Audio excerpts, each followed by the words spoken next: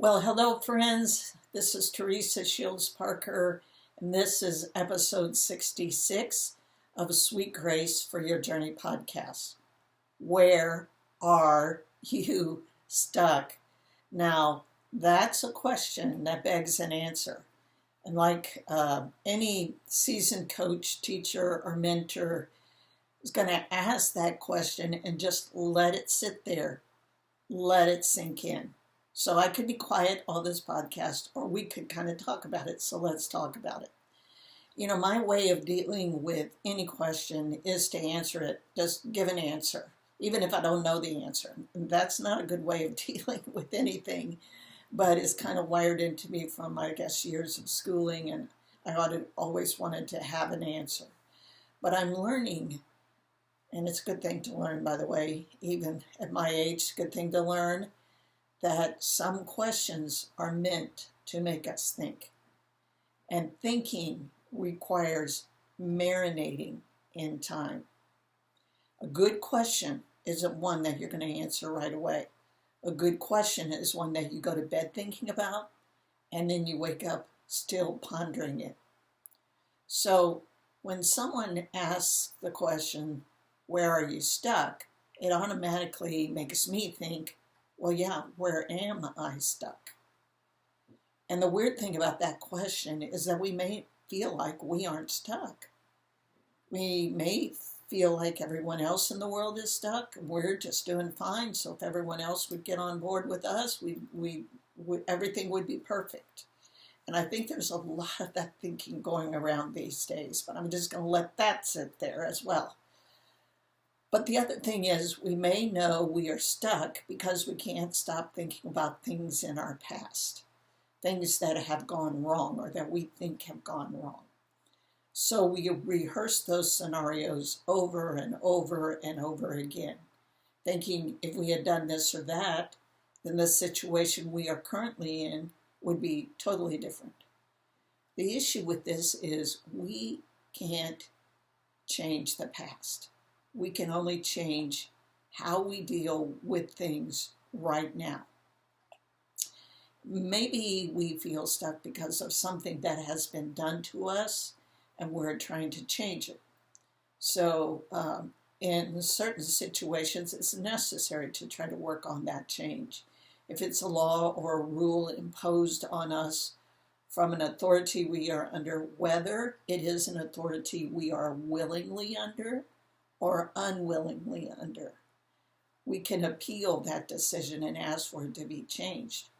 Or we can step out from under that authority, such as like if it's in a job or another similar situation and we don't agree with what's happening, we can leave. We are free to do those things. But then what do we do in the meantime? We feel stuck without a way forward. And let me tell you, my friends, stuck is not a comfortable place to be in any time. So this is the why this question, where are you stuck, is such an important question. So think of a time that you've gotten like physically stuck, like you've gotten a car stuck, really stuck, like in the mud, or in a situation where there is no way you can move forward. It's so distressing, and was even more distressing back before cell phones, when you couldn't call anyone for help. I remember a time on our honeymoon back in 1977. I'm dating myself a bit, but we were on our way back to Missouri from Virginia, where I had lived for a couple of years, and we were pulling a loaded U-Haul trailer with all my belongings. So the older vehicle that we were driving decided, hey, I'm giving up. I'm not climbing yet another Pennsylvania mountain. So there we were, miles from home, on the side of the road, no way to contact anyone, very little money. And so we prayed. And then we tried the engine again, hoping for this miracle to happen, but nothing happened. So my brand new husband of 6 days did the manly thing and decided to walk to the next town. Now, we had maps at the time, paper maps, remember those? And the map said it was several miles away, but he thought it was close enough he could walk. After hours and hours and hours, during which I imagined everything possible having happened to him, and me being stuck forever on a deserted Pennsylvania mountain highway, my knight in shining armor came back carrying several quarts of automatic transmission fluid. My first thought was, what if that doesn't work? We'll still be stuck here forever. I'd expected him to come back like with the tow truck, but it was Saturday and they were all busy. And plus, remember, we had no money or very little money. So we poured in the fluid. We laid hands on the car. We literally did that and prayed, waited a while, started the engine, and slowly crept towards the top of that mountain. We made it up that one, and thankfully from there, all the mountains had kind of magically turned into hills. We were still far from home, and we were going to have to spend the night somewhere. So we had the choice of spending money for a hotel or buying supper and attempting to sleep either in the car or in the U-Haul. Now, Roy had actually packed it so the mattress, it was a double bed mattress, and it was positioned on top of the boxes and other furniture with only a small, height between the mattress and the top of the U-Haul. But he thought that maybe we could sleep in there. So it was the last night of the honeymoon, and at least we had each other. So we ate supper and then pulled into a rest stop and slept in that U-Haul. Fun fact, did you know that there are no doorknobs or latches on the inside of a U-Haul? So Roy, being 6'2", slept with his foot in the door to make sure that no one slammed it shut while we were there, parked in the rest stop. It gave new meaning to that sign painted on the outside of the U-Haul, which said, "An adventure in moving." So the stuckness did kind of turn into an adventure of sorts. But still, I think about that time we were stuck with seemingly no way to get home. I also think about those hours I was sitting in a car in a strange state, wondering what I would do if Roy never came back. When you are stuck with no way out, you think of all of the worst case scenarios. He could have caught a ride with someone whose intent was to do him harm or rob him, but then he found out he had no money, and so he could beat him up and leave him on the side of the road. And I'd never know it because I was stuck in a car that wouldn't go anywhere, right? But someone maybe could drive by and see a lone woman in the car and stop and do me harm. Roy might have to walk many miles farther than he thought he would and be so exhausted he wouldn't make it back until days later. And I'd be stuck on the side of the road at the mercy of whatever happens to people stuck in the middle of nowhere. Your mind does these crazy things. And you think of, why in the world did we even think about driving this car to Virginia? Was it worth it for a few pieces of furniture and clothes that I had back there? Maybe we should have never gotten married. Maybe we should have just eloped and not spent money on a wedding and a honeymoon. And if I had been better at saving money instead of spending, we wouldn't have to be worrying about finances right then. And all of these things go through your mind because we rehearse all the things that have happened in our lives that led us to this point, and we become stuck in our past. But we can't change the past. The past is in the past. We can only change our thoughts and make them focused more on the present and on the positive. Rehearsing all the have-beens and should-haves will not help us at all. Right then, if someone had asked me, "Where are you stuck?" I would have said, "I'm stuck in Pennsylvania on the side of the road, alone." In reality, that really wasn't true emotionally. Emotionally, I was stuck in the past, rehearsing everything that I couldn't change at the time. Now, as a Christian weight loss coach, I encounter many beautiful women who feel like they are stuck. If I ask them where they are stuck, many say, I just can't figure out how to lose weight. Or a common one I hear is, I've lost weight before, but I gained it all back plus more, and I'm afraid if I try that again, I'll just do the same thing. They feel they are stuck because of what they did in their past. When we really get down to the core of the issue, many times it is because they were trying hard in their own strength to lose weight, then something happened that threw them for a loop.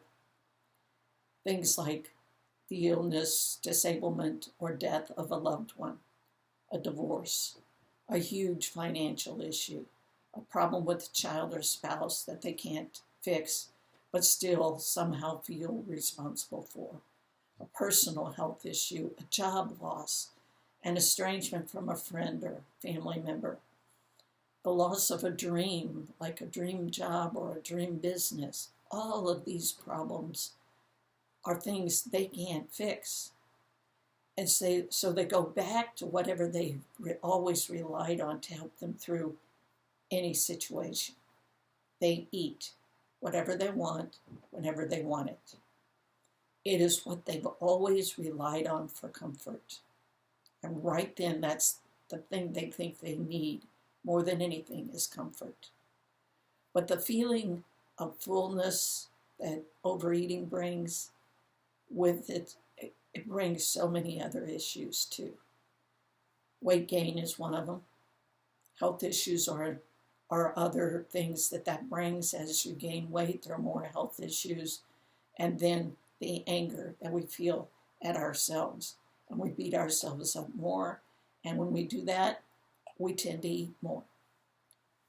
So if someone asked them right at that moment, where are you stuck? They might say, I'm not stuck, I'm fine, because see, they're eating everything they want. And yet, if truth be told, they know they are stuck because they aren't moving forward in any sense of the word, especially in losing weight. So the next phase of acknowledgement of where they are stuck kind of moves to their physical issue. And they recognize they are stuck because they really want to lose weight but can't seem to do that. So when asked, where are you stuck? Their answer might be, I've tried every diet and I'm still gaining weight and they just don't work. Finally, they know they are stuck. They recognize they're stuck and that it has something to do with their weight or their health issue, but blaming their stuckness on their weight isn't all of the answer either. However, this is where I find many people will come into a weight loss program or coaching group. They think if they can just get on the right diet, their problem will magically be solved. Here's the truth. My friends, what we eat is just the tip of the iceberg. The reasons as to why we eat when we don't want to are hidden beneath the surface.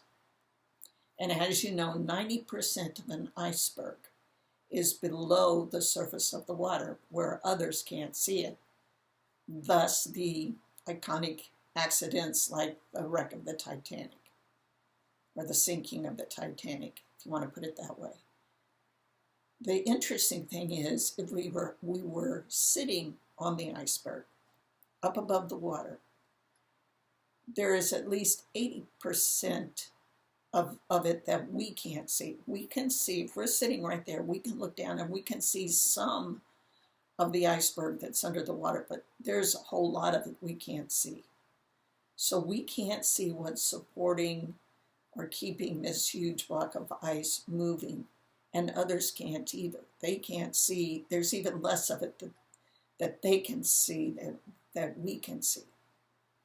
So all we are doing is trying to deal with the tip of the iceberg that we see.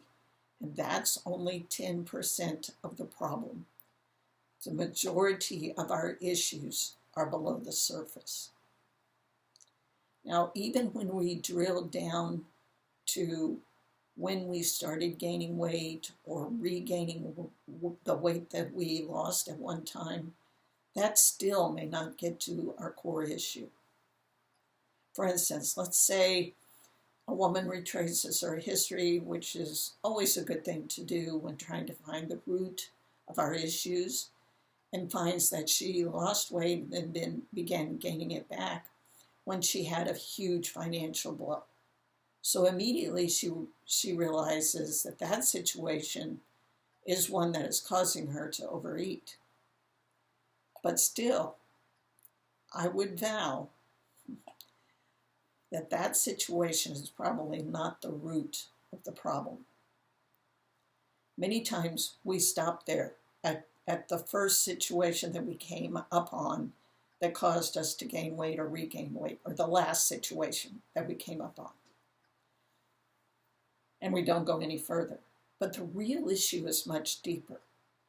The real issue is, why did this financial issue cause her to go off the rails with her eating?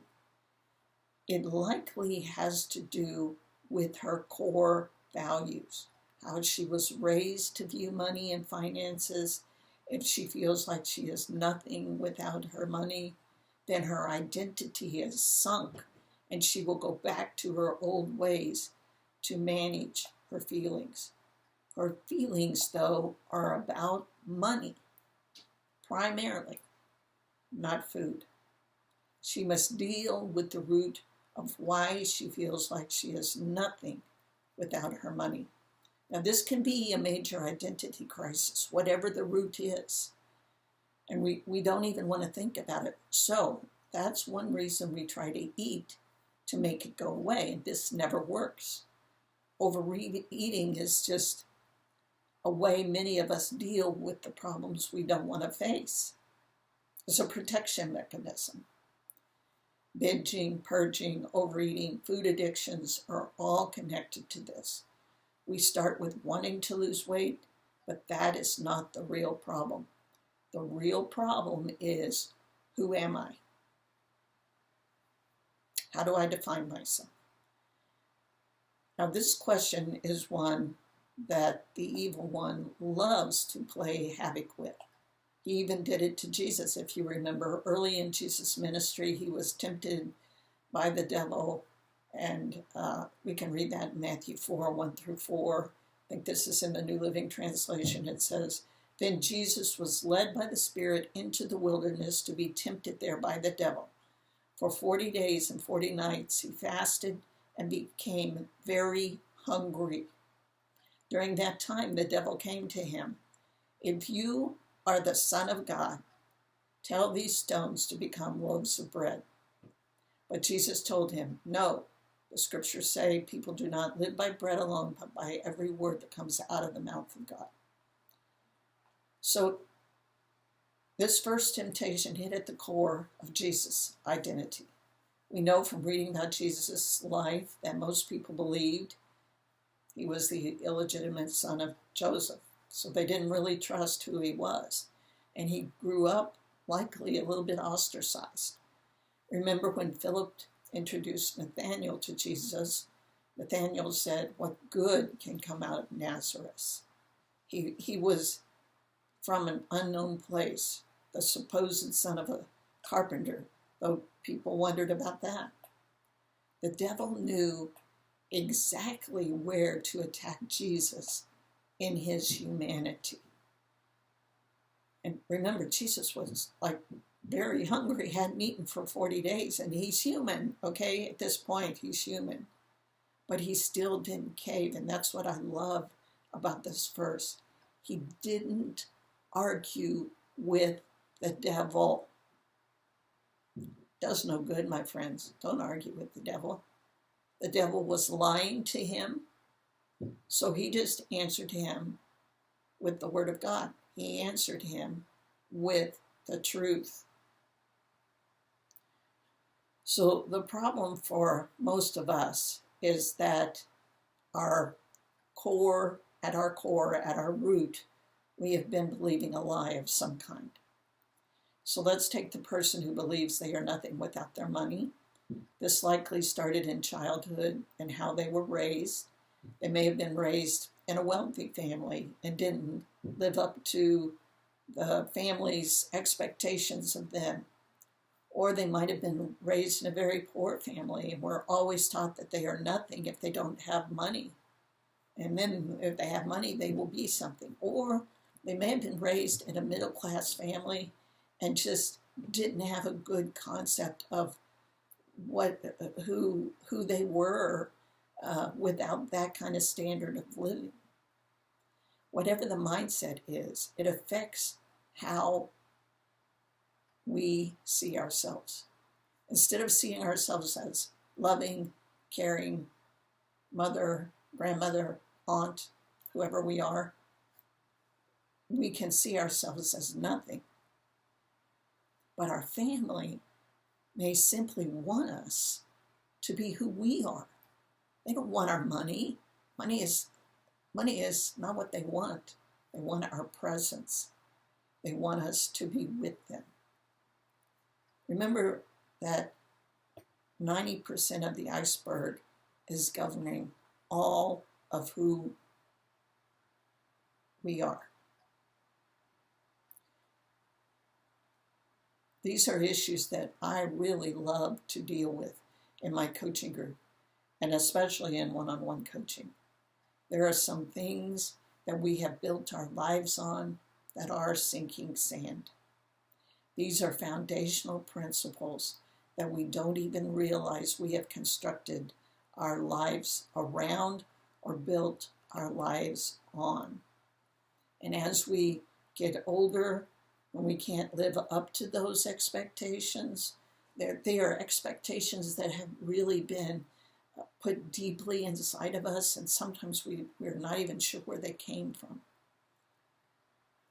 But when we can't live up to them, we go to things we think will protect us. Now, many Christians go to what seems like this sanctified addiction to food.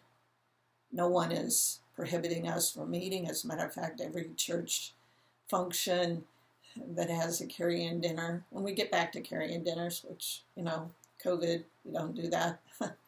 But when we get back to carry-in dinners, everyone encourages us to eat. But then we add on the pounds and the other health issues begin arising, and it is an endless cycle. We think we're protecting ourselves, but we're really just putting ourselves more deeply in harm's way. And the only way to make it stop is to deal with the root of the issue. We have constructed our lives on a lie. It's likely a half-truth, but that's still a lie. The devil loves to deal in half-truths. While it is true we need money to survive, we also have to realize that we cannot make money our end goal. Money cannot be our God. It can't be our standard by which we judge ourselves. There is a way through this, and it takes working to rebuild our foundation. And that's why in Overcomers Academy, we begin with the course I call our foundational course. And it's the one I call Journey to Transformation. In our guided membership library, it's the first course. The platform allows you to go through the courses at your own pace, but it guides you which one first and which one second. And then in our private community group, you can ask any question that you want regarding anything, but especially the courses, and you can post your results, what you've learned, insights, anything like that. And there are some that have challenges where you can come into the group and post that. Right now, our private community group is a Facebook group, and we're investigating other ways of doing that, but right now it's a Facebook group that is a membership-only kind of group. We also do encouragement rooms each week in that group where we can gather together and we can talk about our goals what victories we've had, what struggles we've had, and what our goals are for next week. It's just a way to get together, a way to help each other on our journey. And we have a weekly accountability post where we talk about those same kind of issues, and then a monthly victory post where we post the things that have happened good during the month. And then we also have a monthly Zoom call where I deal one-on-one with those who are willing to share. This is really a different kind of weight loss program. I'm not going to tell you how and what and when and where to eat. I'm going to help you get to the core of why you are doing what you really don't want to do. We are focusing on helping you get the victories you want, not the victories I want for you. Your victories will be different from the victories I want for you. But your victories are the victories you own. We've decided to open the doors to Overcomers Academy and keep them open for the foreseeable future. Now, I recognize is that when God moves on your heart to make changes, you need a place to come. Overcomers Academy is that place, and that's why I'm leaving the doors open. But don't come if you are not committed to staying a while and working on your issues. Come ready to dig down to the core of your issue and begin the process of lifestyle change and total transformation. Also, for a limited time, you will get the free bonus of my book, Sweet Journey to Transformation, Practical Steps to Lose Weight and Live Healthy. And of course, that's the course I want you to start on as well. So everything goes together. I really want you to think about coming into the group, especially if you're ready to work on your problems. So let me pray with you.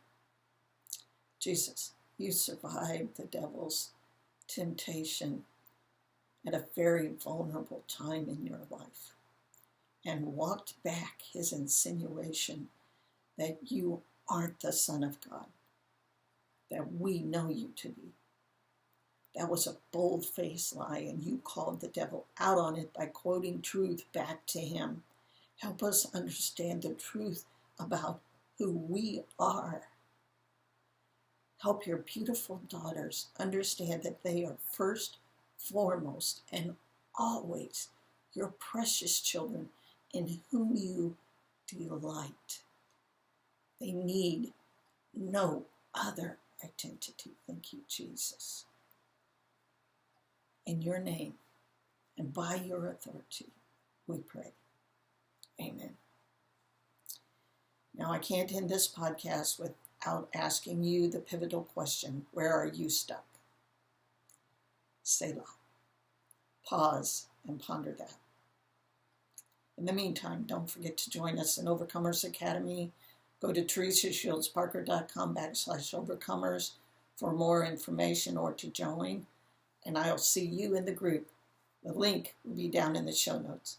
Sweet grace for your journey.